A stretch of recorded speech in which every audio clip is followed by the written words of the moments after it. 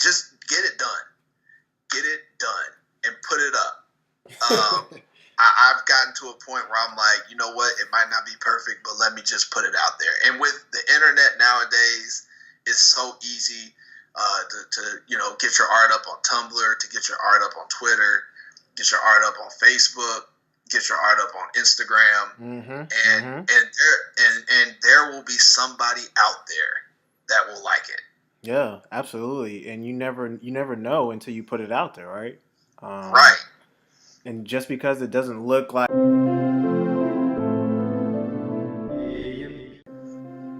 Mastermind family, welcome back to the show. I am your host, JoJo, and today's Artist Motivation, where we bring on the hottest, latest artists and allow them to provide insight, inspiration, and hope so that you can go out and create amazing stuff. And today's special guest is Josh Bullock. Josh, welcome to the show, man. How you doing? Hey, thanks for having me. I'm doing all right, man. Excellent. And before we get the show started, we got to do the sound off call for the day, right? Mastermind family in the building. And so, Josh, tell us a little bit about yourself to the people and just, give us your background story. Okay.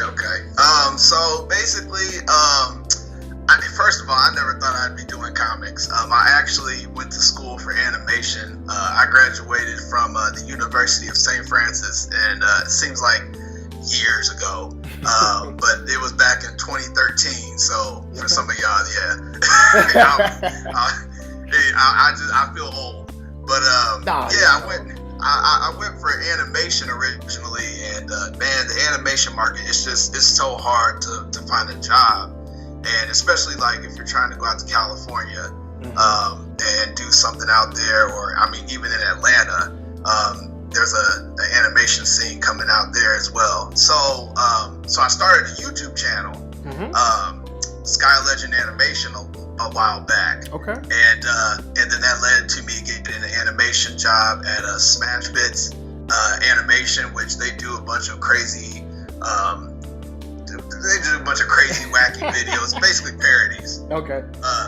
So we do like parodies of like whatever's popular at the moment. So I worked there for 2 years, and then I left because I came up with this whole Monarchs thing, and I said, I really want to try to make it as a freelance artist first of all. And then secondly, I'm like, maybe I can do this. I can get some funding, and also go back to my YouTube channel, which has a good following. But right, because I think I saw it was 60K, right? On your Sky Legend Animation, right? Yeah, we just hit 60K. So congrats. Hey, I appreciate it. But yeah, so I said, I have a couple different avenues. I said, why don't I just jump into comics? Because a lot of people told me, I've been to conventions. I went to CTN one year and spoke with some of the professionals who had worked for Disney, and then they left Disney and became freelance artists themselves. And they just inspired me, told me, the one thing that a lot of people look for as far as storyboard artists is if you can tell a story. Yeah. And they said the best way to do that is to do a comic. Like, do a comic, it's not the same thing, but then it is the same thing. You're telling a story, you're framing shots, and they just want to know that you can tell a story that flows. Right. And so I said, that's something that I could get into, being a storyboard artist. But then, I kind of fell in love with the whole comic scene. Yeah. And I was like, I don't know if I want to be a story artist anymore. I kind of like doing comics. Okay. So I was like, we'll stick with this for a little bit, and then just do animation on the side.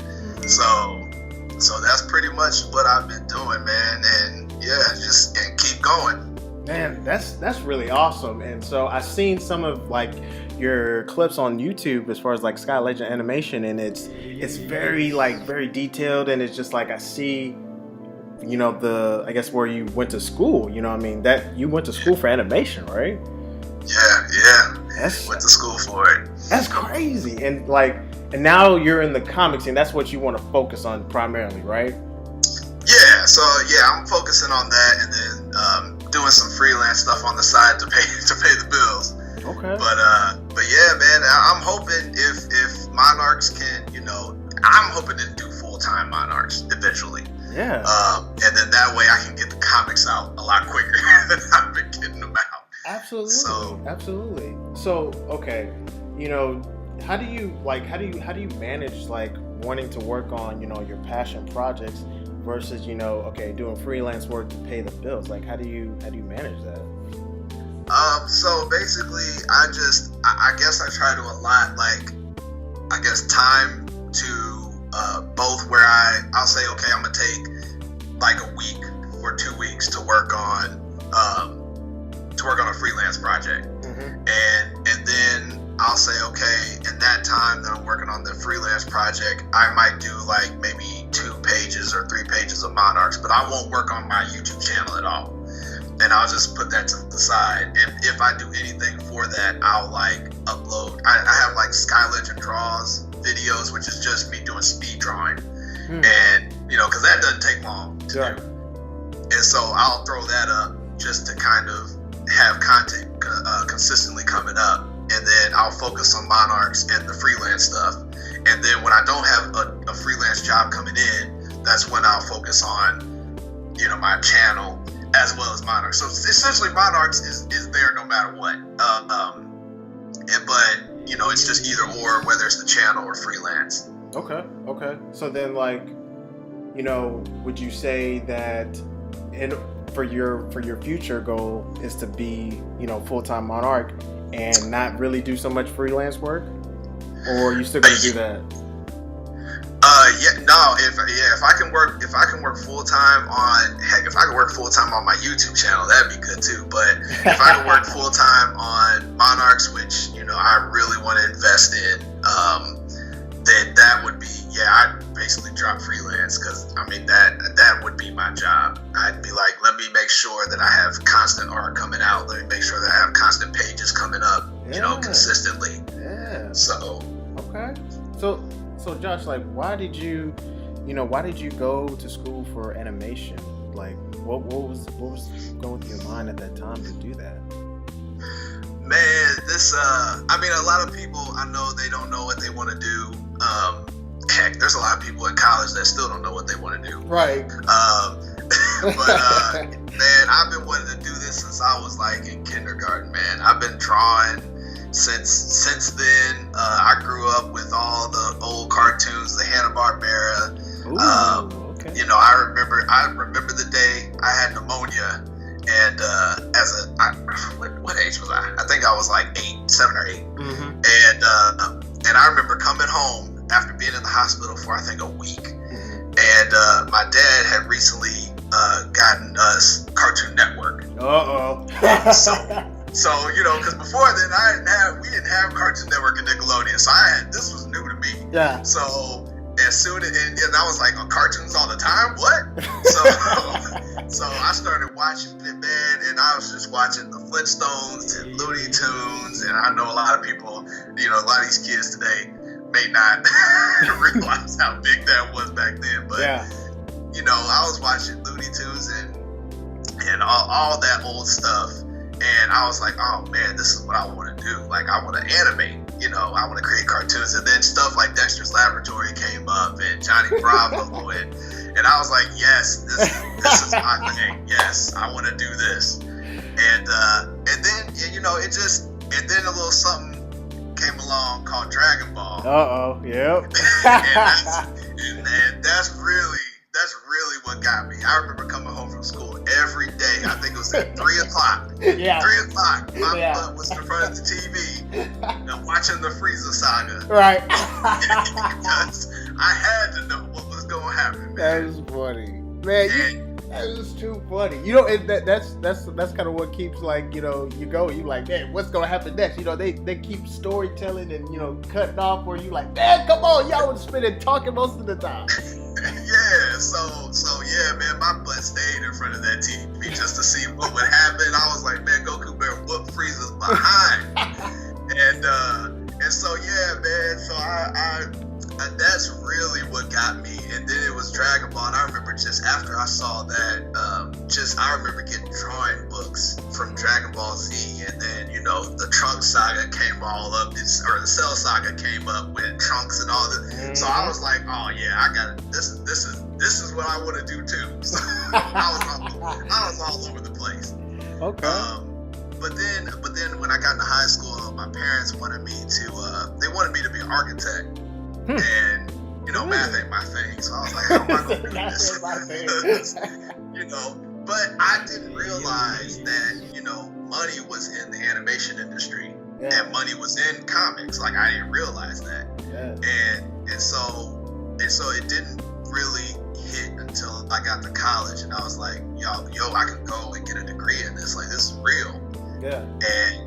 And so that's what I was like, yeah, this is what I want to do.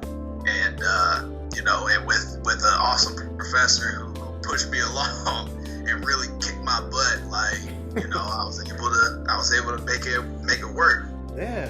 That's awesome. So, like, during that process of you, from youth to now, like, what are you doing that you keep, I guess, what are you doing to improve every time and everything that you release? It gets better and better and better, because I imagine when you first started, was it the best, or I don't know, like, you tell me, like, how did you get better? Man, my art was terrible back in the day. I actually have some of the stuff in my closet right now. Really? Just some of the characters. I mean, the one thing that I always did, I always tried to copy a style. So if I saw something on TV, or if I played a video game, I was like, okay, I want to copy this style. If I like the art style a lot. Yeah. So Dragon Ball Z was one of them, where I went and bought all the little, how to draw books, and I was like, let me draw these characters. And so for a time, I was drawing like, these Dragon Ball Z type characters, and then and then there was a time again where I was into all the Dexter stuff, so I was drawing that more cartoony American, style. Right. And then as I got older, I was just introduced to more and more art around the world. And my senior project for in college was actually the art style was based on Secret of Kells, which is one of my favorite animated movies of all time. But yeah, it was just beautiful, and I was like, oh man, yeah, I want to do something like this in this style. Yeah. And so and then it helped, because when I found out, when I actually got an animation job, it helped because we had to mimic styles, and that was something I had been practicing for years. And I was like, and that was the one thing that my boss said that he really loved about me. He said, you can literally do any style. Like, I can give you a project, say, hey, make it look like this, and you can do it. So, dang, that's pretty dope. That's pretty dope. Yeah. So, and then over that time, I just started to build my own style out of that. So even when you look at Monarchs, you might see a little bit of Dragon Ball in that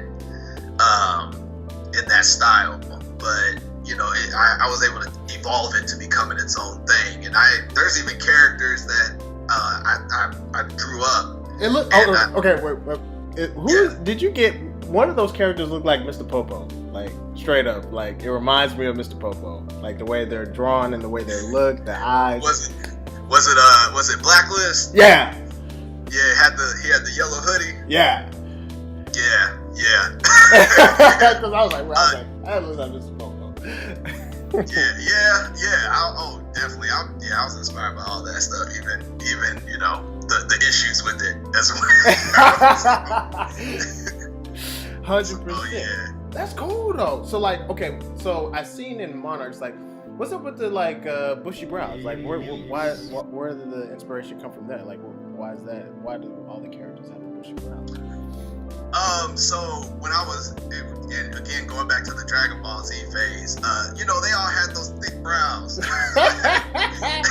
Yeah. That kind of, they had theirs weren't like super thick, like they tapered in the middle. Yeah. And then they had like lines coming out to the side. Yeah.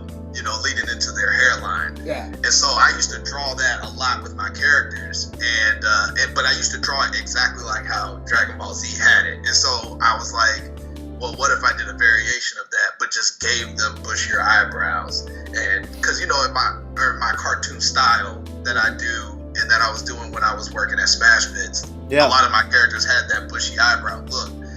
So I said, let me just translate that to Monarchs. And because I like that look because it does give this ferocity to the characters. Yeah. Especially when they're mad. Yeah. That thin eyebrows, you just can't get with thin eyebrows. So that was the main inspiration for that. Okay, because I noticed that and I was like, man, that's actually pretty unique. Like I see every character has that, and so I was like, that's pretty cool. Yeah.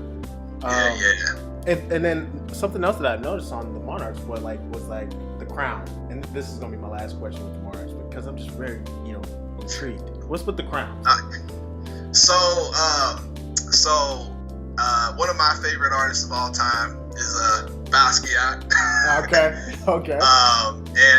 Actually, the guy with Cyrus, mm-hmm. the guy with the little halo over his head. Mm-hmm.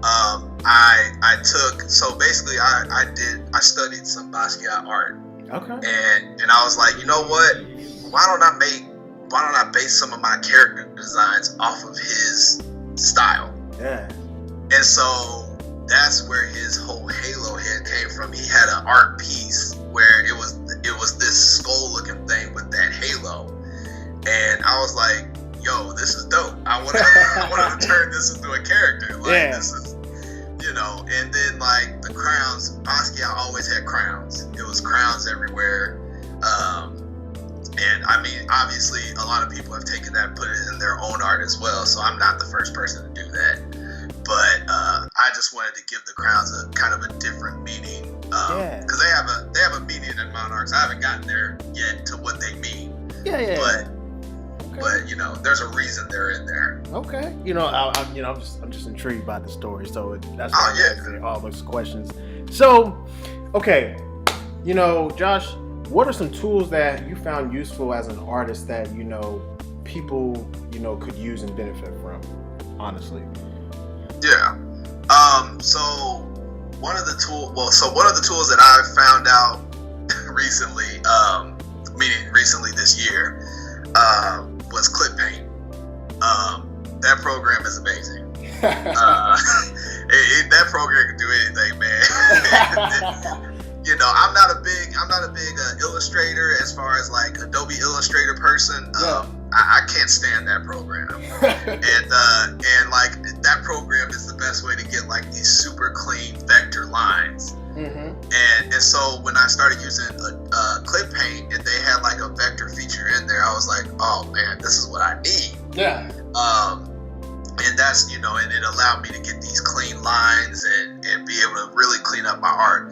But I use Clip Paint Studio, which is probably my go-to program, especially if you're a comic book artist. If you can get your hands on Clip Paint, do it.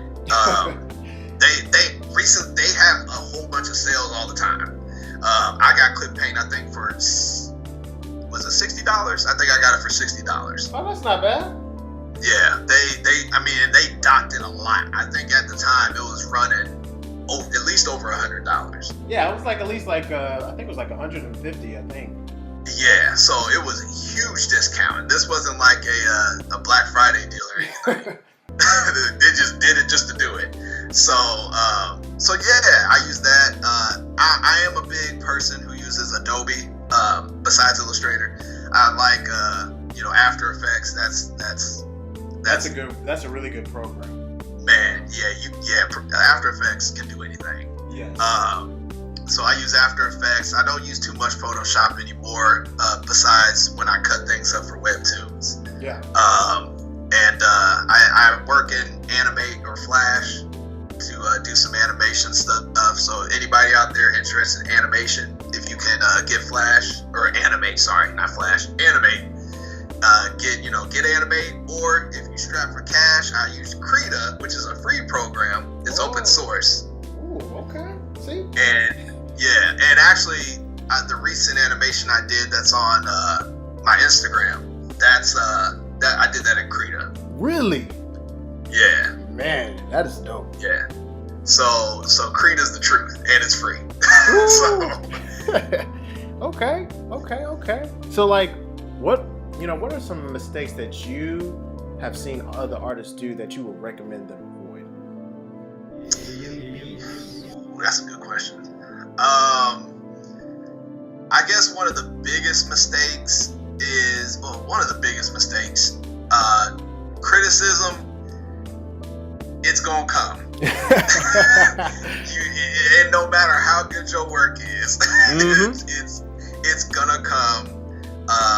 You just gotta you gotta take some of the criticism and the other criticism you gotta leave. So there's bad criticism, there's good criticism. Good criticism or constructive criticism is someone who's actually trying to help you and trying to make you better. Yeah. And then you got bad criticism where they're just like, man, this sucks.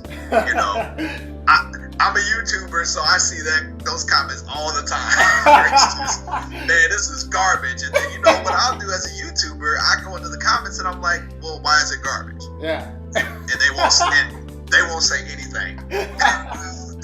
So, but a lot of people that I do see that get those comments, they'll go in there and they'll try to defend their work, or they'll try to, they'll get mad or upset, and especially younger artists. Yeah. And I'm like, you guys, don't let these people. That's the whole reason they do it. They do it because they want you to get upset and they want you to get mad. Exactly. And they don't want you to do better. That's the whole point. Right. So you have to kind of weed those people out, and the people who are in there who are actually giving you constructive criticism to better your work, those are the people that matter. Yeah, and I find that people who actually take the time to actually leave it's not even good criticism. This is just negative feedback. I feel bad for them, because I'm like, you took time out of your day to write a nasty comment, and I'm like, right. You ain't got nothing better to do, right? Straight up. And it's just, I just don't understand it. I guess I'm not meant to understand it, but and that's why I kind of go in the comments, because I try to pick their brain a little bit to see where they're at. Because sometimes if you question them, a lot of the times they'll tell you, but most of the time they just won't say anything. Yeah. And so, but if you get back at them like that, and some of your other subscribers might like that. You're not throwing a fit. You're going and saying, hey, okay, you said this sucks. Tell me what I can do to make it better. Yeah. Be constructive. Yeah. So yeah, you kind of put them in a trap, and then a lot of times they'll just run away. Okay, that's a good tip. What else? Yeah. And then I would say don't stick to one style. Huh. I see a lot of the mistake that a lot of younger artists run into, and I had the same issue until I started opening up. And I know anime is such a popular style. I get it. I understand it. I went through that when I was in school. Yeah. Don't stick to that. And everything doesn't have to be anime. Right. all your characters don't have to have these huge eyes and and looking like all those manga, or not manga, sorry, those animes, that follow the little teens in school. Right. All your art doesn't have to be that. Lean into some other styles. I know a lot of people still fight over whether Avatar: The Last Airbender is an anime or is it Western. But the fact that they're making people fight over that just proves my point. I'm like, they took a style, but they made something different out of it. Yeah, you want to do that. Right. And I think that's why a lot of people are so attracted to Dragon Ball and Dragon Ball Z, because Dragon Ball and Dragon Ball Z is such a different. It's not your typical anime. Dragon Ball and Dragon Ball Z doesn't look like My Hero Academia. for instance. No, it does not.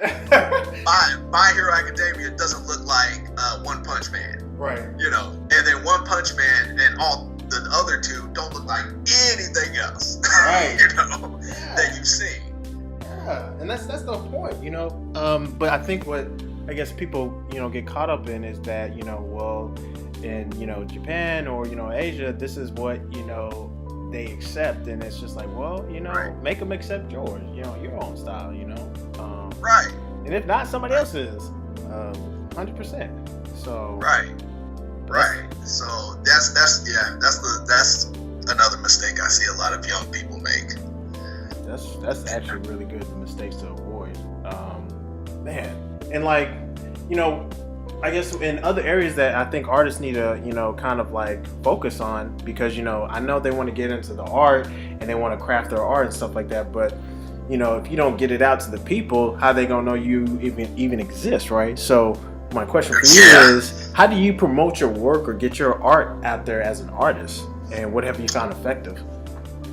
So the one thing, because I have a problem with being a perfectionist. So if my art doesn't look perfect, you know, I won't post it. And if it doesn't look a certain way, I won't post it. And I'm trying to get through that issue, but I noticed there's a lot of artists that have that same issue. And one thing that my professor told me when I was in school, you know, it's just because it's not perfect to you doesn't mean that it's not perfect to someone else. Right. So just because it doesn't look like, you know, a professional in your eyes, because we're artists, we're gonna nitpick at everything. You know, if a finger's off on a character, you know, we're gonna be like, oh man, I should have changed that finger. Right. You know. But your audience might not see that. Yeah. You know, your audience is looking at the whole picture and you looking at a finger. So they think that's dope. So that's one thing that I think, and I guess that could be under mistakes that a lot of young artists make as well. You know, just get it done and put it up. I've gotten to a point where I'm like, you know what, it might not be perfect, but let me just put it out there. And with the internet nowadays, it's so easy to you know, get your art up on Tumblr, to get your art up on Twitter, get your art up on Facebook, get your art up on Instagram, and there will be somebody out there that will like it. Yeah, absolutely. And you never know until you put it out there, right? Right. And just because it doesn't look like, you know, some of the greats, you know, or some people that you admire, doesn't mean there's not going to be an audience for you that likes your style, right? I mean, it could be a stick figure, and somebody's going to gravitate towards it. Like, oh man, that's a really good stick figure, you know. Man, there's a video stick figure versus animator. Yeah. And that thing has millions of views. Yes, that's what I'm saying. Like, you know, if that's possible, then anything's possible. That's what I'm saying.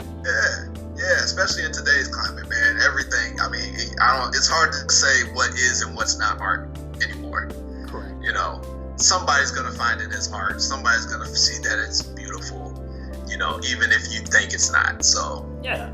And I want to ask your opinion on this. Like, so do you think that the importance of social media plays an important role for, you know, artists, and, you know, should they be using it regularly, or, you know, what are your thoughts on that? Yeah, oh, definitely. The power of social media, man, it's very powerful. You know, putting your work out there. A lot of studios I've noticed, such as Nickelodeon and some of these other, you know, networks, you know, they go off of that a lot of the time. A lot of the time, it's a bad idea, depending on the person that they're you know, getting. But yeah, people are out there watching. People are out there looking for new ideas. People are out there looking for that next big thing. And if you're putting your work out there on social media and you have a significant following, that could be your in into the industry. I think Adventure Time had a huge fan base, I believe, before it was picked up. Yep. You know, That's how it usually works. You gotta have the fan base. Yeah, and if you have the fan base to back it up, those networks they'll be at your door. Yeah, they'll be like, yo, we want that. We want to pick it up. We want to license it. You know, like how we, let's do business. So right. So they want to see that you're serious about it. If you're uploading work and you're uploading, or if you're doing a webcomic, for instance, and you're uploading constantly, if you want to pitch an idea to a network, you have something they see that you're serious about, and they see that you're not just doing this as a side thing. Like, you really want this thing out there. It might be easier for you to pitch your idea if you decide to go that route. Exactly. Because for what, didn't you say that animation studio had noticed you based off of your social media, YouTube, right? Yeah, I had a 3 million view video. Ooh. And that's how they found me. They saw the video and they saw the views and they said, "Hey, we wanna first hire you as a freelancer," and then I eventually went and worked there. So, man, that is dope. See, power of social media. Man. I guess what are some of the things that you found that are your strengths when it comes to like doing comics? Is it the background? Is it the characters? Is it the anatomy? Or what are your strengths, and then what are your weaknesses, and how are you focusing more on your strengths versus your weakness and compensating? Yeah. So for my strengths, I think just being an animator, it helps me to be able to kind of envision a scene and how the character moves in that space. Yeah. And I think it's helpful because with a comic book, you only have so much space in every frame to be able to show your character's action. Right. And so the one thing that I really want to focus on, especially within the comic, is facial expression, showing the characters, emotions. Because I think that's another issue that a lot of young artists have. They want to tell you what the character's feeling. That's true. That's true, right? Yeah, they want to tell you, and it's like, no, the best way to do it, you need to show. You need to show how that character's feeling. If you can show how that character's feeling without words, that's more powerful than you saying he's crying. Sad. Yeah, or he's crying. Yeah, like. But yeah, so I think that's one thing that I think is one of my strengths. Backgrounds, I'm getting better at backgrounds, but I feel like that's one of my strengths as well. Character design, something I've been doing and been wanting to do in the industry for a while, so it's easy for me to come up with different kind of wacky designs, and that's another thing that I really want to push in Monarchs, because I watch My Hero Academia, and there's just a ton of crazy looking characters in there. Yeah. And none of them look the same. Right. And I love that. So that's the one thing that I'm like, I gotta do that with Monarchs. I can't have two characters looking exactly the same. Yeah. So that, and then I guess my weakness would be just trying to figure out how to manage my frames, as far as like, if do I need like a long frame that's horizontal, or a tall frame that's vertical, or and just kind of doing that, because I think I do comics the wrong way. since I'm new to this, I watch a lot of YouTube videos where comic artists are doing their work, and they kind of sketch it out before they even put the boxes in, and I'm like, I put the boxes in, and then I do the work on top of that. Yeah. And then sometimes it doesn't work out, so then I gotta erase the box and then redo everything. And yeah, so that's definitely something I definitely need to work on. And then my writing, I don't feel like it's good enough. Other people might disagree, but I feel like one of my weaknesses that I'm really trying to work on is the writing part of it. All right. And so, one way How are you getting better at the writing? Are you just writing more every day? How are you improving? Like, what are you doing to improve or work on it? Yeah, so I'm trying to write every day. I watch a lot of videos of writers. I watch a lot of videos of writers, and I watch a lot of videos of people who analyze anime and who analyze movies. And I get a lot of good writing ideas from those videos because they'll point out, mistakes, especially in anime. They'll point out little mistakes here and there. They're like, don't do this. And I'll be like, okay, don't do this. And so that's kind of what I try to do. I try to just take other people's criticisms of other media and really try to wrap my writing around that. All right. And I try to differentiate from Dragonball because I know like a lot of people think Dragonball and Dragon Ball Z isn't well written, and I think it is. I thought it was good. Yeah, it works for what it is. Yeah, it's not trying to be deep. It's pretty clear. I think people try to find the deepness and intricacies. I'm like, I don't think it's trying to be that deep. It's just Goku beating the crap out of a monster. Like, that's it. That's what you come for. Right, that's it. Yeah. That's too funny. I guess with all that, with your journey as an artist, like, what keeps you motivated to continue to work on your craft or just work on what you're working on, despite some of the hard times and hardships that may have come your way. Like, how do you stay motivated? Man, I would have to say it's the support. It's the people who support your work. It's people like you wanting to do interviews and stuff. Like, I know a lot of people think it's not a big deal, but I'm like, no, you don't understand. Like, a person wanting to interview you, yeah, it's a huge deal. Yeah. And I think the biggest thing that really inspires me is like when you get those comments of people who say, you inspired me to do this, or you inspired me to get into animation, or you inspired me to get into comics. Yeah.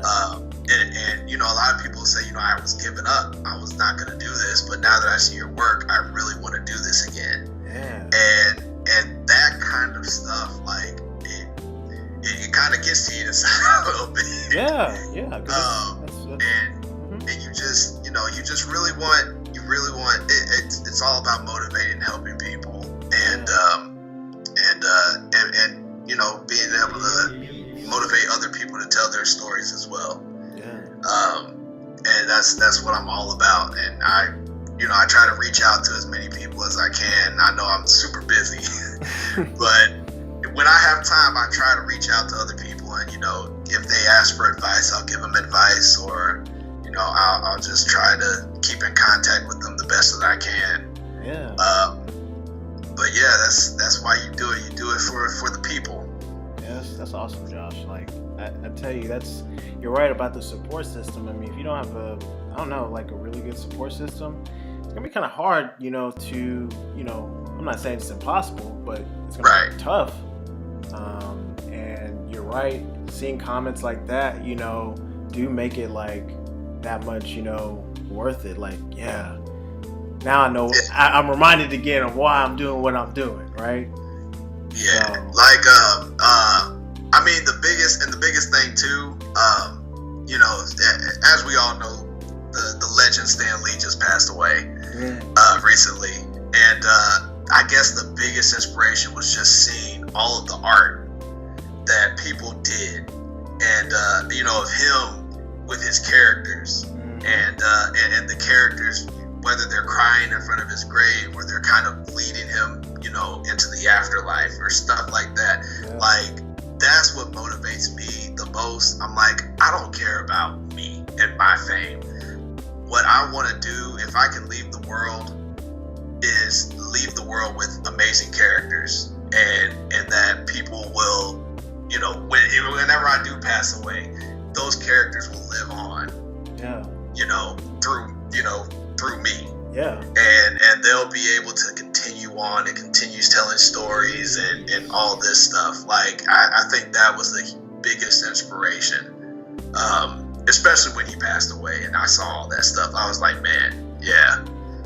There goes a good one, Yeah. And that's just crazy, And, what comes to my mind is that, as the world is filled with a whole bunch of artists, like, it doesn't, for us to, like, just come together and, like, actually create something, like, that's so diverse and interconnected. I mean, that's something that we could do, but, like, I wonder why people aren't, connecting with each other, like, on that type of, that type of level. And I think it's a really, really awesome, thing that you're going for, in the sense of, like, you want to leave awesome characters that will basically live on for you, through other people, and I think that's really amazing. Yeah, I mean, and it's inspiring to I don't Black Sands comic, right? Yeah. Yeah. It's inspiring to see them. I mean, I gotta give a lot of credit to them because they shared my work and got me to the following that I have on Instagram that I have right now, and that was another inspiration, just to see that, and someone who's a lot bigger than you reach down and say, hey, follow this guy. He's on the up and up. Yeah. He's coming up. Support him. So even reaching out to people who are trying to start up their stuff is important, but also to the people who are above you to notice and realize that you're serious about what you do, and you have some talent for them to reach down. That's where I want to be one day, to be able to reach down and say, hey, check these people out. They're awesome. Man, I think you're on the right path, man. I mean, continue to do what you're doing, man, and stay hungry, right? Hey, stay hungry. Okay, Josh. So tell us, what shall we expect, or what's coming in the pipeline that you're working on that we should expect, man? All right. So basically, first of all, finishing up chapter 1. Mm-hmm. So I have more coming. I'm actually uploading some pages today. So be on the lookout for that on Webtoons. But yeah, so I want to get chapter 1 done. My goal before the summer is to hopefully knock out 2 more chapters and really get, dig into this. And then if I get to a point where I can, afford to do full time, then it's on. I'm knocking them out. Okay. So by the end of the year, my hope is to have a good amount of chapters up. So. Okay. So then we can expect more things by the end of 2019 that we can wrap our hands around and just like dig into the story. Yes, all the characters that I've been drawing that you're seeing, getting them all in there as well. Okay, because I mean, I think you've only seen 2 of the characters so far. Correct, and I'm like, where's the rest? Pepper. Yeah, I'm like, where's the rest? So, okay, very cool, man. All right, so Josh, what are some final words of wisdom that you would like to impart on the show? Final words of wisdom.